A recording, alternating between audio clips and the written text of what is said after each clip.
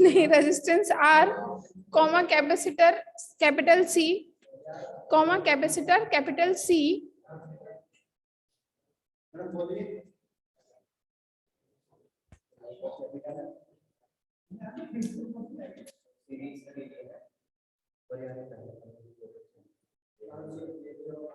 And की capital K R joined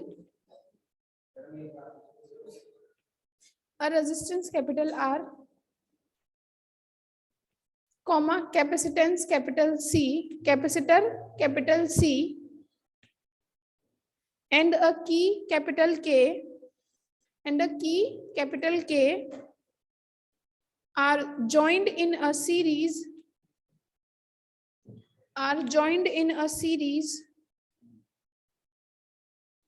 with a battery of EMF capital E.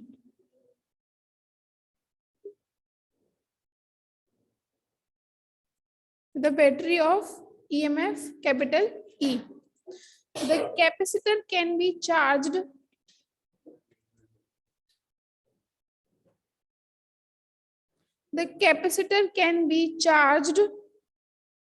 and discharged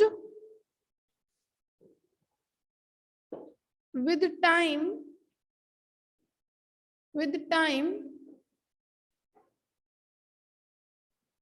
by pressing or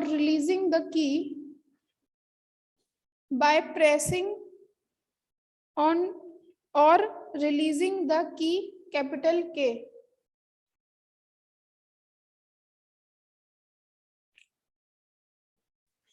की तो सुना होगा, Morse की नाम सुना है? मोर्स की होती है, मोर्स की ऐसे टैप कर करके ऑन करते हैं उसको।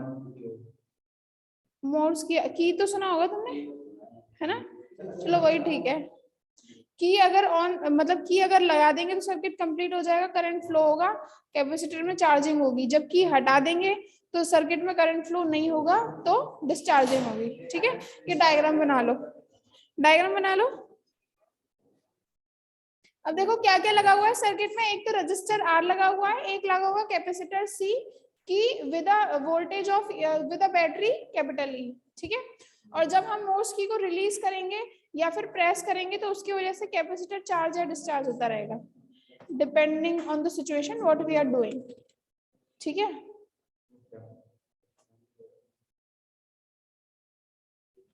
सबको पानी पिला दो।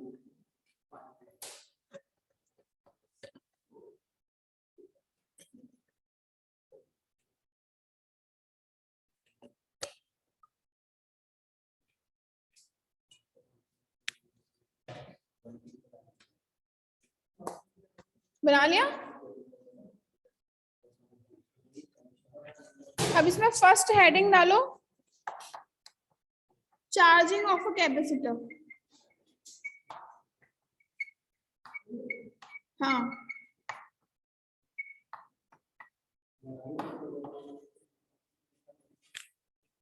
तो तुम्हें जनरल प्रोसेस पता है बेसिकली क्या होता है? देखो, जब हम लोग की ऑन करते हैं, जब की कनेक्ट करते हैं तो क्या होता है? करंट फ्लो होता है, और जैसे जैसे करंट फ्लो होता है वैसे वैसे जो कैपेसिटर है वो धीरे धीरे चार्ज होने लग जाता है। ठीक है, जब ये फुल्ली चार्ज हो जाएगा तब हम क्या करेंगे? की को हटा देंगे, और फिर उसके बाद करंट फ्लो होगा दोबारा से इसमें किसमें? सर्किट में। वो किसकी वजह से होगा? डिस्चार्ज की वजह से, क्योंकि जब ये फुल्ली चार्ज हो गया था तो इसके अक्रॉस इतना वोल्टेज आ गया था कैपेसिटर के अक्रॉस।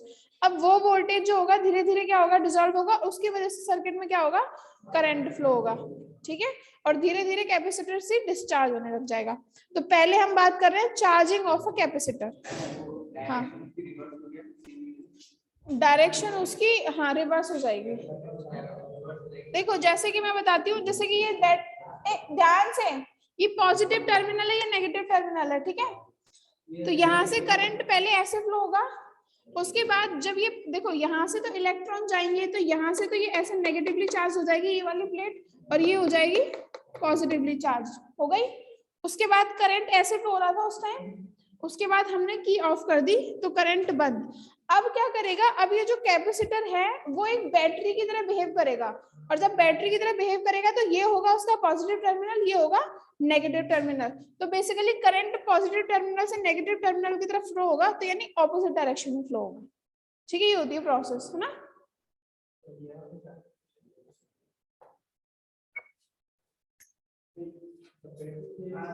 इसे इसमें ना, इसमें एरो भी बना लो, और ये चार्जिंग ऑफ कैपेसिटर की ये भी बना लो। इसमें ये प्लस इधर इकट्ठा हो जाता है और माइनस चार्ज इधर इकट्ठा हो जाता है।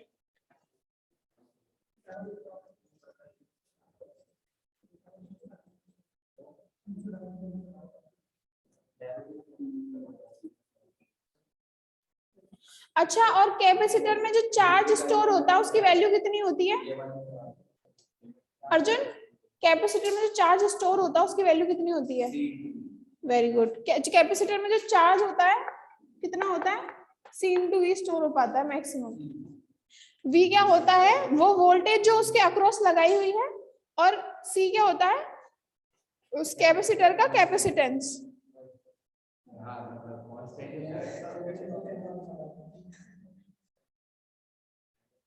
हेडिंग डालिए चार्जिंग ऑफ अ कैपेसिटर, इसमें लिखिए when key capital K is pressed, when key capital K is pressed, then current flows through the resistance capital R. Then current flows through the resistance capital R and charges the capacitor capital C. And charges the capacitor capital C. Basically जब की को press करेंगे तो क्या होगा, current pass होगा are के through, और वो क्या करेगा, कैपेसिटर को चार्ज करेगा। Let current capital I, let current capital I flow through the resistance R, flow through the resistance R for time small t, for time small t, for time, मतलब resistance R में जो current flow हो रहा है कितना, capital I कितने time के लिए फ्लो हो रहा है, स्मॉल t टाइम के लिए, and accumulate a charge capital Q, and accumulate a charge capital Q, and accumulate a charge capital Q on the capacitor। मतलब करंट फ्लो हुआ कितना, I कहां से, R के थ्रू, तो फिर क्या होगा, स्मॉल t टाइम तक, आप अगर हमने बोला है कि स्मॉल t टाइम तक करंट फ्लो हुआ है, तो वो कितना चार्ज एक्यूमुलेट कर देगा कैपेसिटर पे, Q चार्ज, ठीक है। पैराग्राफ चेंज करके लिखो क्या, हाँ यूनिट वही है, वो टॉपिक उसी यूनिट में दे रखा है तो मैं वहीं करा रही हूँ। Due to the storage of this charge, due to the storage of this charge, अच्छा कितना पोटेंशियल आ जाएगा कैपेसिटर के क्रॉस, कौन बताएगा? वैसे कितना आ जाएगा कैपेसिटेंस के टर्म में उसकी, Q/C आ जाएगा, है ना। और E तो तब आएगा जब वो फुल्ली चार्ज हो जाएगा। अदरवाइज अगर हम बोलें कि कितना वोल्टेज आएगा तो उसे हम बोलेंगे Q/C, कितना चार्ज अब तक स्टोर हुआ है upon divided by the capacitance C। तो क्या बोल रही थी मैं, due to the storage of this charge a potential difference a potential difference V equals to Q by C, a potential difference V equals to Q by C is developed across C, is developed across C। देखो यहाँ पे सब कुछ capital है except one thing, time को छोड़ के, केवल टाइम स्मॉल लेटर में, बाकी सब कैपिटल में है, ठीक है। is developed across C and R के अक्रॉस कितना पोटेंशियल ड्रॉप होगा, कौन बताएगा? R के अक्रॉस, हाँ ठीक है, and RI is the potential difference across R, and RI is the potential difference across R।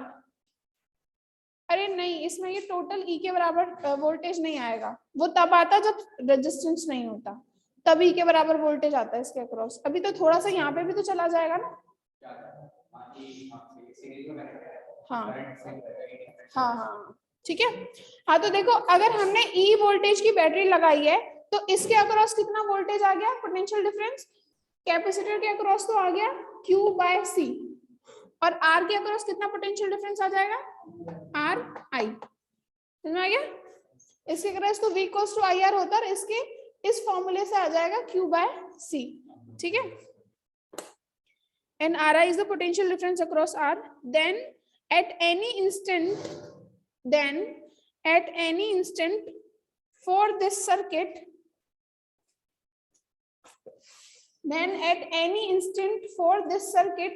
देखो टोटल वोल्टेज जो दे रहा है बैटरी वो कितनी है, E, और जो वोल्टेज स्टोर हो रहा है वो कितना है, RI plus Q by C।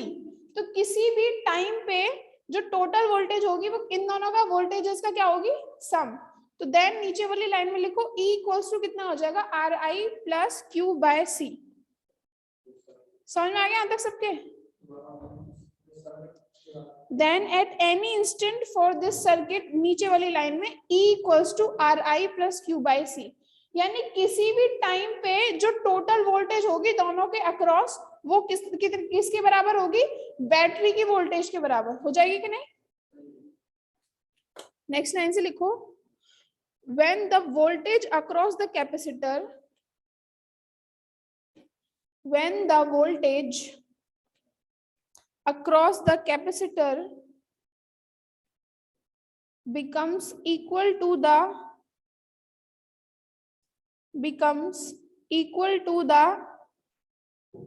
battery voltage E,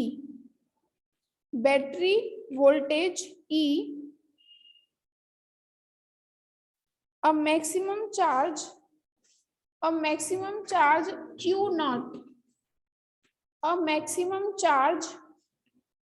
naught, is stored in the capacitor,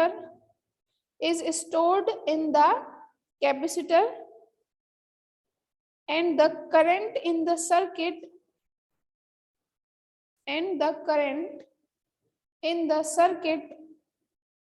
becomes zero,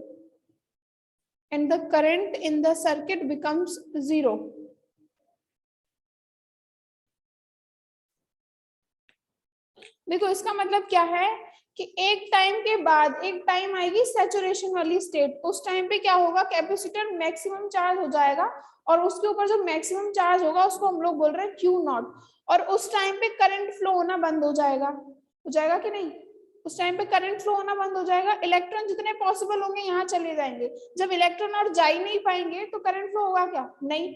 तो जब यहाँ पे मैक्सिमम चार्ज Q नॉट आ जाएगा उस टाइम पे करंट हो जाएगा जीरो, और कैपेसिटर के अक्रॉस जो वोल्टेज है वो हो जाएगी बैटरी वोल्टेज के इक्वल, हो जाएगी कि नहीं, ठीक है। And hence when Q equals to Q not होगा, देखो इसको इक्वेशन नंबर 1 डाल लेना, equals to RI plus Q by C। तो जब Q equals to Q not हो जाएगा उस टाइम पे E कितना हो जाएगा, Q not upon C and I कितना हो जाएगा 0। ठीक है,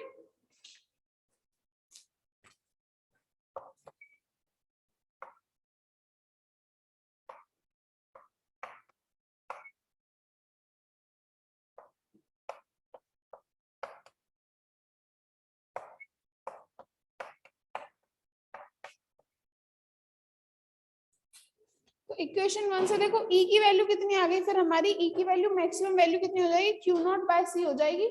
तो अब E की वैल्यू को हम इक्वेशन 1 में रख देंगे तो क्या आ जाएगा Q not by C equals to Q upon C plus R आई।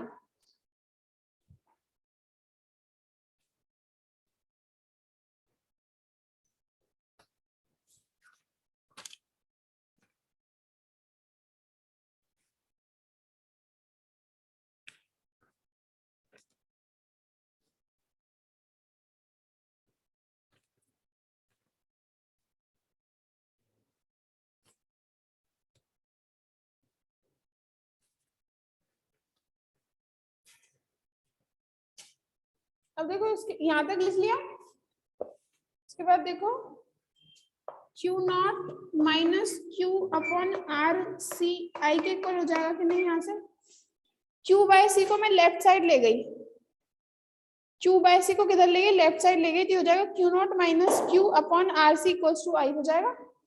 और I कितना होता है dq बाय dt, पता है flow rate of flow of charge is equal to current, rate बोल दिया मैंने, rate of flow of charge या फिर charge flowing per unit time is called current. ठीक है, तो यहाँ से देखो क्या आ जाएगा Q not minus Q upon R C किसके इक्वल आ जाएगा dq अपॉन dt के। अब हमको क्या निकालना है चार्ज निकालना है, चार्ज कितना हो जाएगा। ठीक है, तो अब इस दोनों साइड क्या कर देंगे हम लोग इंटीग्रेट कर देंगे। ठीक है, पहले तो सेपरेशन ऑफ वेरिएबल करेंगे, क्या हो जाएगा सेपरेशन ऑफ वेरिएबल्स करेंगे।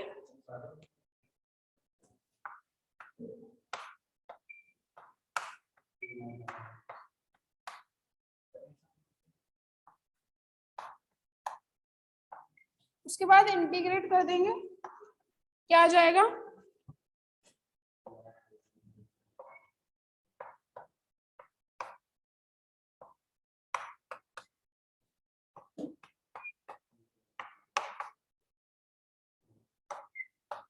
लिखो, देखो यहां तक लिख लो पहले। अच्छा कहां से, पहले लिख लो यहाँ तक, फिर एक लाइन लिखना, फिर वो लिखना। हाँ माइनस लॉग इसलिए आया क्योंकि क्यू के रेस्पेक्ट में कर रहे हैं, क्यू नॉट तो कांस्टेंट की तरह बिहेव करेगा, क्यू के रेस्पेक्ट में कर रहे हैं और उसके आगे माइनस है इसलिए। हाँ इंटीग्रेट करने के बाद फिर डिवाइड करते हैं ना, जो उसका कोफिशिएंट होता है वेरिएबल का, और वेरिएबल का कोफिशिएंट -1 है तो इसलिए उसका डिवाइड करेंगे तो माइनस आ जाएगा। अरे ये नहीं लिखना था, लिख लिया, बहुत अच्छी बात है लिख लो। मैं बोल रही थी इसके नीचे लिख लेना using separation of variables and then integrate. अच्छा ठीक है, using separation of variables and then integrating the equation.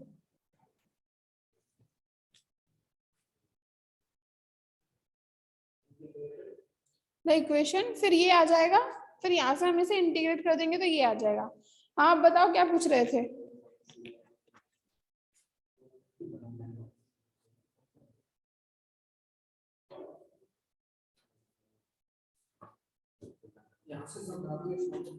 ये समझ में आया, Q माइनस ये इधर ले आए, I equals to D Q by T, समझ में आया कैसे लिखा। अच्छा ये पूछ रहे हो करंट, तुमको पता है कि चार्ज के फ्लो की rate of flow of charge current होता है, पता है। ये तुम करंट को क्या लिखते हो D Q by D T लिखते हो कि नहीं लिखते हो। तो यहाँ पे जो चार्ज फ्लो हो रहा है वो क्यू ही तो है, तो मैंने से D Q by D T लिख दिया बस करंट को। और ये जो Q है ये वेरिएबल Q है, और ये जो है ये मैक्सिमम वैल्यू है Q की, तो बस इसे लिखेंगे। तो जब ये यहाँ पे यहाँ से नेक्स्ट इक्वेशन ये आ जाएगी, फिर उसके बाद सेपरेशन ऑफ वेरिएबल और इंटीग्रेट। ये नहीं पता तुमको current D Q by D T होता है, बस वही लिखा है यहाँ पे। यहाँ तक लिख लिया सबने।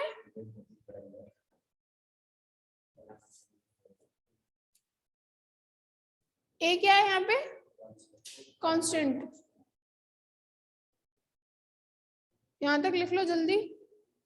इसके बाद लिखो where capital A is a constant of integration, capital A is a constant of integration,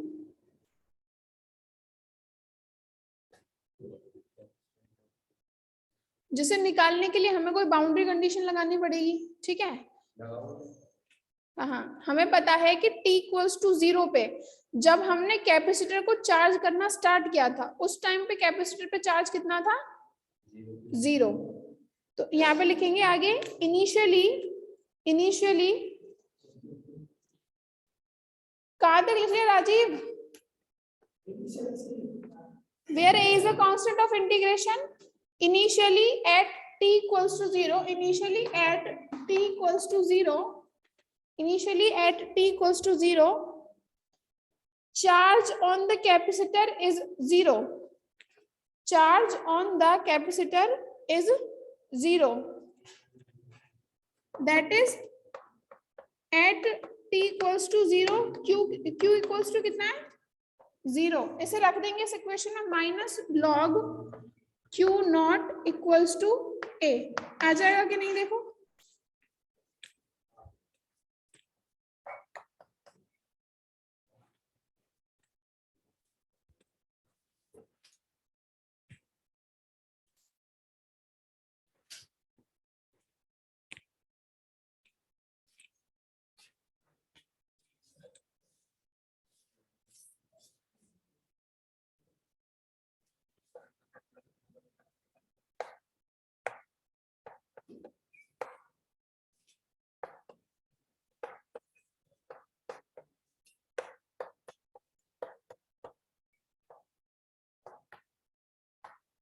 हो जाएगा कि नहीं? हमें क्या किया है, बस a की वैल्यू रख दी है इस इक्वेशन में। a की वैल्यू कितनी आई है? माइनस लॉग Q नॉट, ठीक है।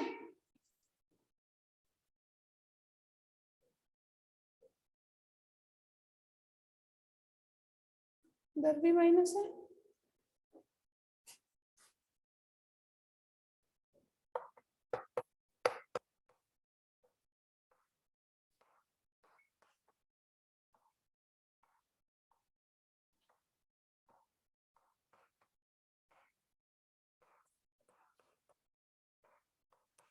देखो प्रॉपर्टी पता है क्या होती है? Log a minus log b की लॉग a अपॉन b। थोड़ा गलत सा लग रहा है मुझे, एक मिनट रुको। क्या? कैसे?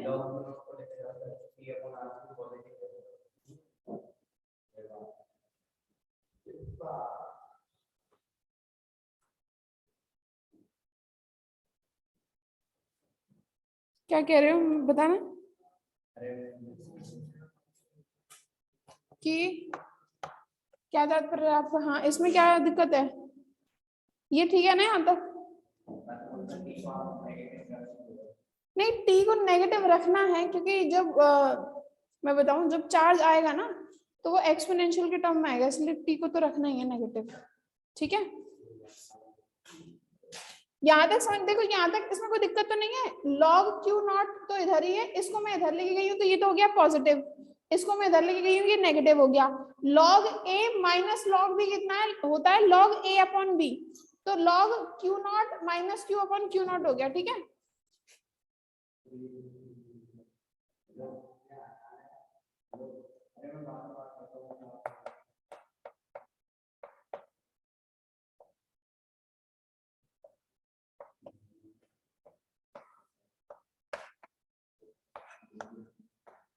देखो मैं दोनों साइड एक्सपोनेंशियल ले लूंगी तो इधर से तो लॉग कैंसिल हो जाएगा, इधर एक्सपोनेंशियल आ जाएगा, ठीक है।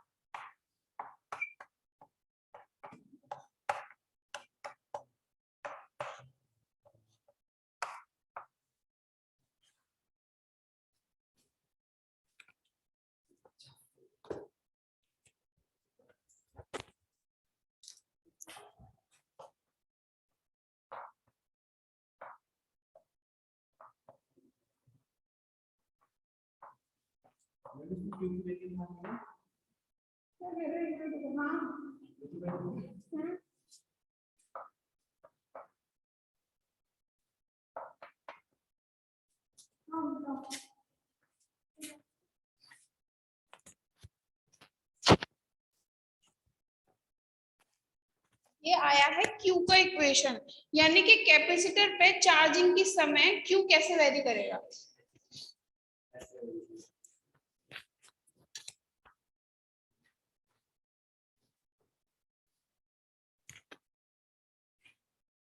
This equation represents the charge.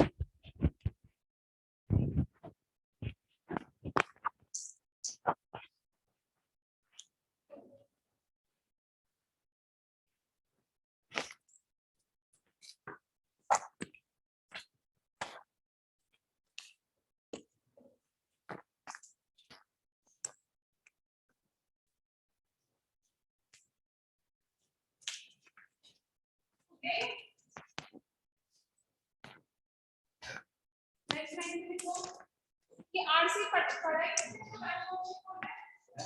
RC time constant वो होता है जिसमें कैपेसिटर एक साइड कंप्लीट हो जाता है, मतलब एक बार चार्ज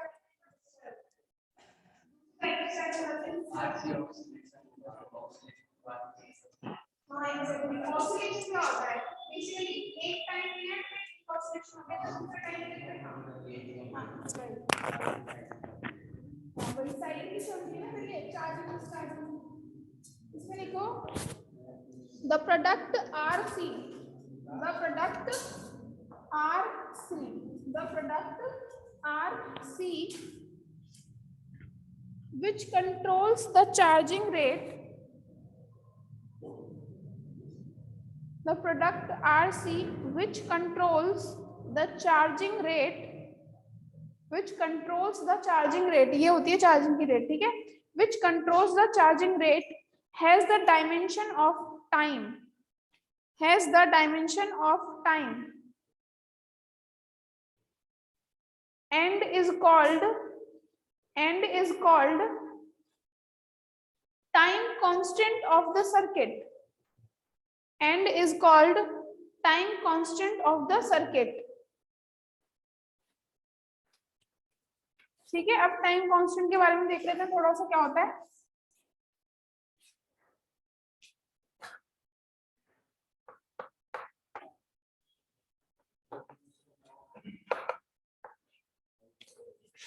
पहली बात तो इसको रिप्रेजेंट करते हैं टाउ सी से, ठीक है। कैपेसिटर का टाइम कांस्टेंट है,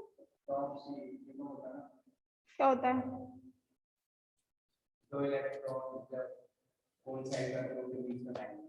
नहीं नहीं ऐसा तो कुछ नहीं, टाइम कांस्टेंट ऐसा नहीं है, टाइम वो ठीक है, टॉर्क ही कह रहे हो ना, टॉ ऐसा नहीं है कि सब कुछ के लिए आता है, और भी बहुत सारी चीजों के लिए टॉर्क के लिए भी यूज करते हैं, टॉर्क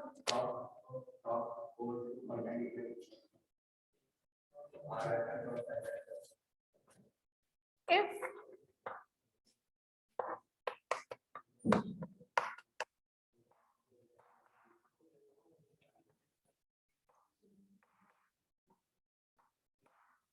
देखो अगर टाइम आरसी के इक्वल है, टाइम यानी कि वो टाइम जब तक, जितना स्मॉल टी टाइम याद था, स्मॉल टी टाइम वो था जब तक कि कैपेसिटर पे क्यू चार्ज आया है, तो अगर स्मॉल टी टाइम आरसी के बराबर होगा तो ये आ जाएगा 1 माइनस एक्सपोनेंशियल माइनस 1 आ जाएगा कि नहीं, क्यू आ जाएगा क्यू नॉट 1 माइनस ई की पावर माइनस 1 और ये आ जाता है 0.63 क्यू नॉट। देखो ये क्या है तुम्हारे, देखो इस इक्वेशन में ये क्या है, चार्ज किसी टाइम टी पे, ये क्या है क्यू नॉट चार्ज जब कैपेसिटर मैक्सिमम चार्ज हो गया है, और स्मॉल टी क्या था, स्मॉल टाइम टी जिसपे हम चार्ज की बात कर रहे हैं, और आरसी क्या हो जाएगा टाइम कांस्टेंट, ठीक है।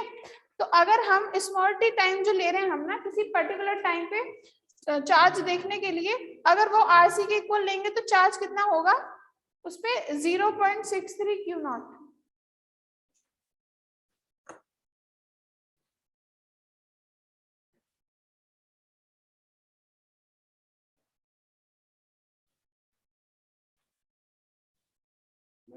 1/e की वैल्यू, हाँ e की पावर -1 है यहाँ पे, तो e की वैल्यू कितनी होती है मुझे याद नहीं, मैं बताती हूँ, देखो सर्च किया हो तो कैलकुलेटर में मिल जाएगी।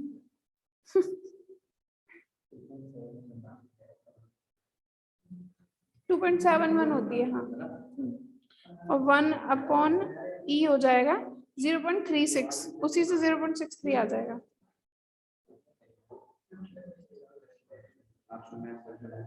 क्या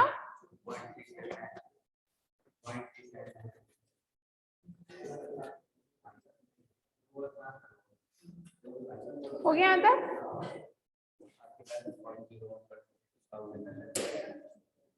नीचे लिखो, that is the time in which yes, the time in which the charge on the capacitor becomes, the time in which the charge on the capacitor becomes 0.63 of the maximum, 0.63 of the maximum charge Q naught, 0.63 of the maximum charge Q naught, comma, is called time constant, is called time constant। देखो इतने time पे अगर time हमने time constant के बराबर रखा तो charge कितना हो गया कैपेसिटर पे 0.63 क्यू नॉट, तो वो टाइम जिस टाइम पे कैपेसिटर पे चार्ज 0.63 टाइम्स मैक्सिमम चार्ज होता है वो टाइम को क्या बोलते हैं हम लोग, टाइम कांस्टेंट, ठीक है। और इसे ये होता कितना है R/C, ठीक है।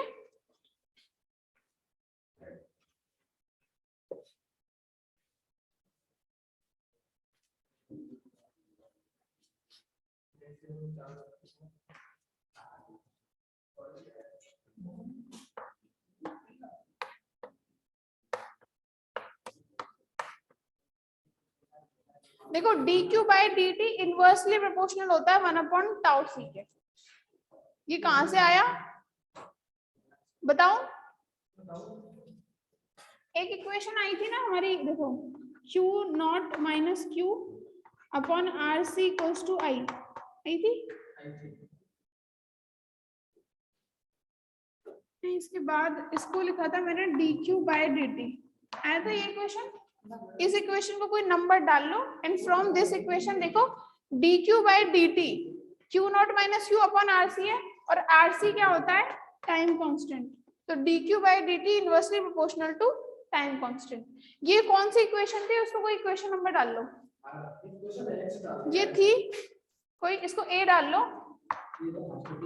ये फर्स्ट थी, तो फिर लिखो यहाँ पे फ्रॉम इक्वेशन फर्स्ट।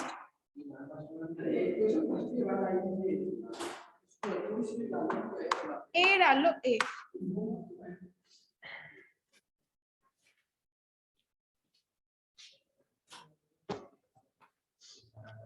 अब आप लिखो decay of current, decay of current.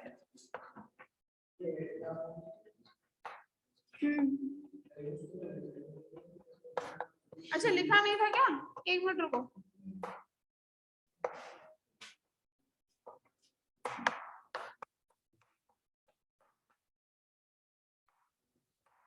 लिख लो उसको, फिर ये डाल लो डिके ऑफ करंट।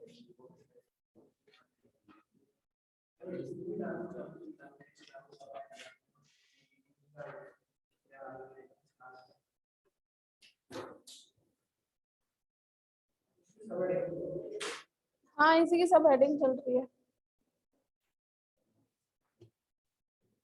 क्या बात करते रहते तुम पूरे दिन, बातें खत्म नहीं होती तुम्हारी। मैं तो तुम्हें देखती ज्यादा बोलते हो, चाहे सीधा सा लगता है मुझे।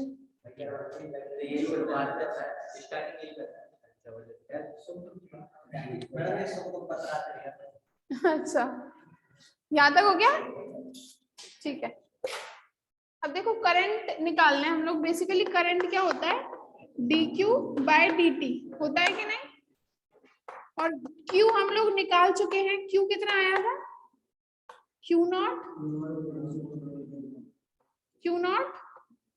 1 minus exponential minus t upon R C. अब इसका डिफरेंशिएशन करेंगे तो कितना आ जाएगा,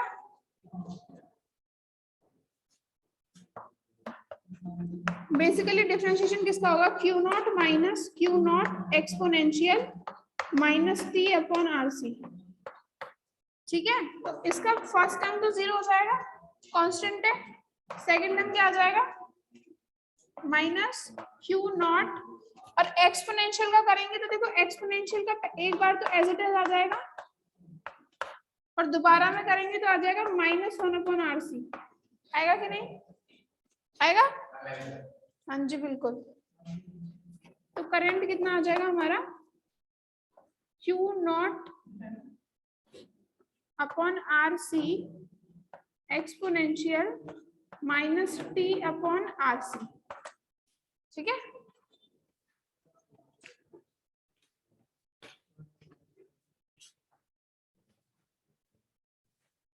और इसको हम लोग लिख देते हैं I equals to I not exponential minus T upon R C, where I not equals to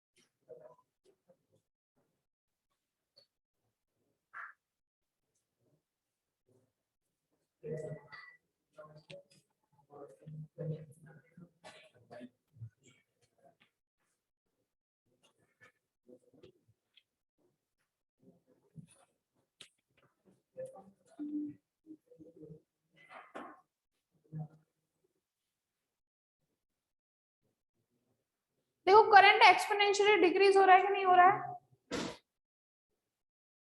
जैसे जैसे कैपेसिटर चार्ज होता जाएगा वैसे वैसे करंट कम होता जाएगा। दिख रहा है इक्वेशन से कि नहीं, ग्राफ बनाऊंगी इसका तब पता चल जाएगा। ठीक है, बेसिकली ये करंट की इक्वेशन है while charging of the capacitor, वो थी चार्ज की equation while charging of the capacitor. ठीक है, करंट डिक्रीज हो रहा है, होगा कि नहीं, मैक्स जैसे जैसे जैसे टाइम बढ़ेगा वैसे वैसे कैपेसिटर पे चार्जेस एक्यूमुलेट होना शुरू हो जाएंगे, और धीरे धीरे करंट की वैल्यू क्या होती चली जाएगी, कम।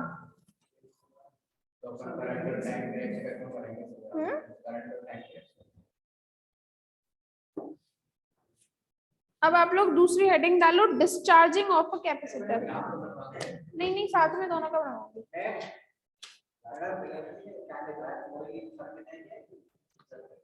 फॉलोइंग इन सर्किट, हाँ eight t equals to 0,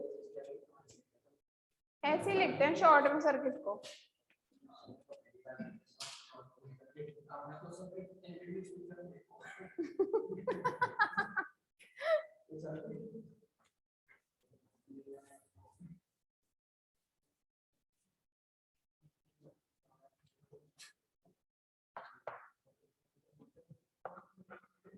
second point डालो, डिस्चार्जिंग ऑफ कैपेसिटर।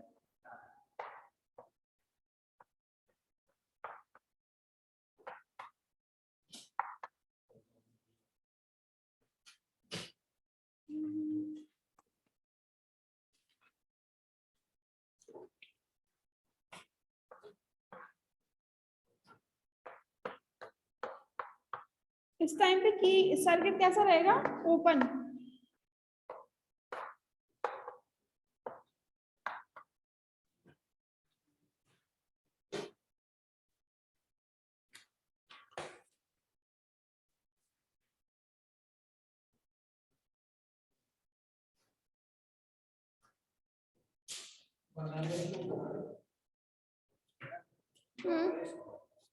हाँ देखो उसमें तो की लग रही थी, वहां पे तो सर्किट कैसा था, क्लोज सर्किट था, और यहाँ पे की ओपन है, सर्किट कैसा है, ओपन सर्किट। हाँ यहाँ पे कैपेसिटर ऑलरेडी चार्ज हो चुका है, अब क्या होगा, डिस्चार्जिंग होगी कैपेसिटर की।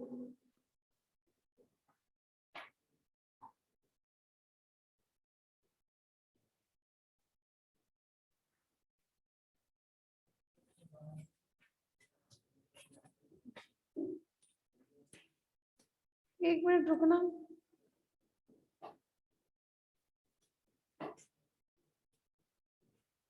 ऐसे नहीं बनेगा इसका सर्किट।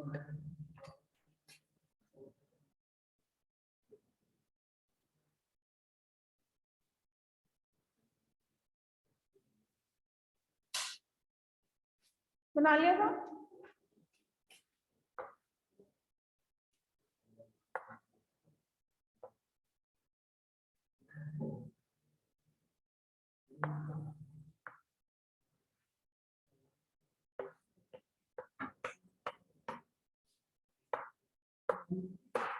ऐसे बनेगा। मैं बताऊं ऐसे क्यों बनेगा, ऐसे क्यों बनेगा, क्योंकि अगर हम लोग की ओपन कर देंगे तो क्लोज लूप ही नहीं बन पाएगा, तो करंट फ्लो कैसे होगा, इसीलिए ये वाली ब्रांच तो ऑफ हो जाएगी और करंट यहाँ से पास होगा। ठीक है,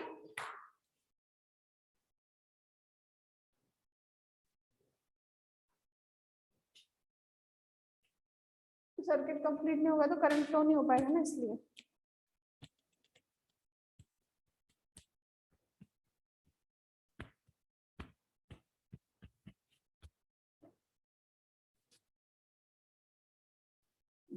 बना लिया,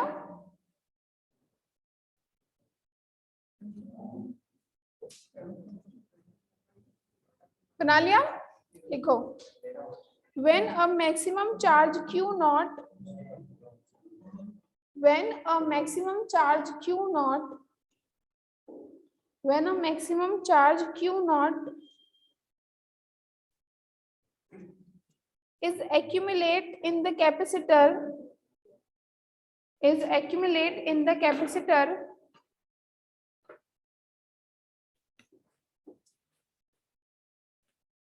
then if key is released, then if key is released,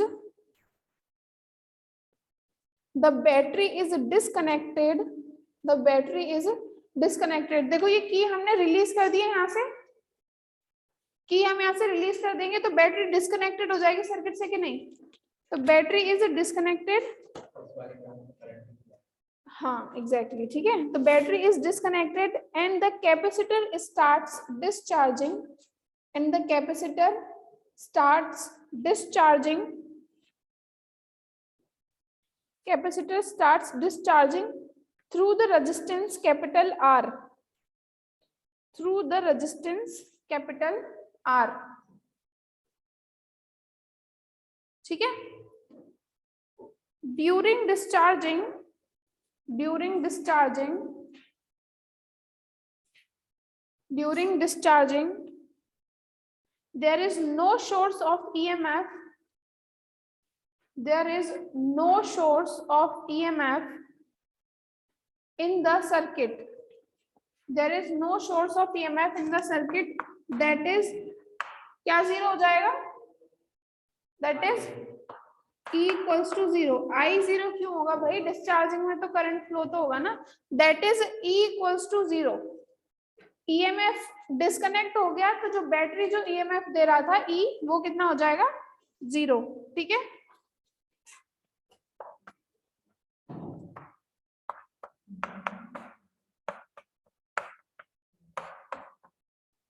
देखो इक्वेशन 1 क्या थी, इक्वेशन 1 थी ना, E equals to RI plus Q by C थी, इक्वेशन 1 देखो क्या थी,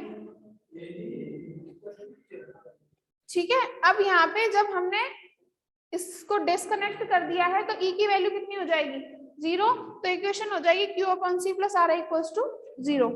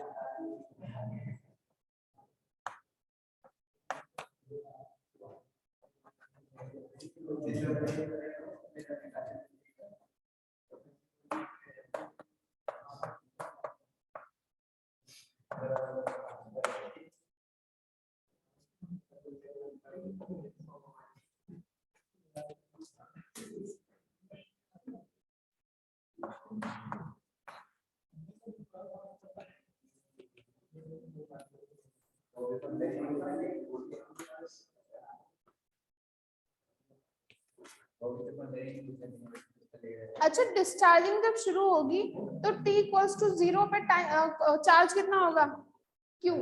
जब डिस्चार्जिंग शुरू होगी हमारी T इक्वल्स टू 0 पे चार्ज कितना होगा, Q नॉट, मैक्सिमम चार्ज होगा, है ना।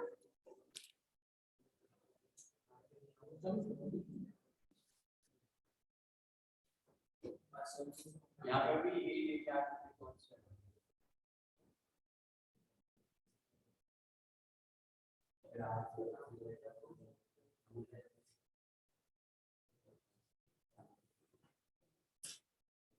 आगे कल बना दूंगा।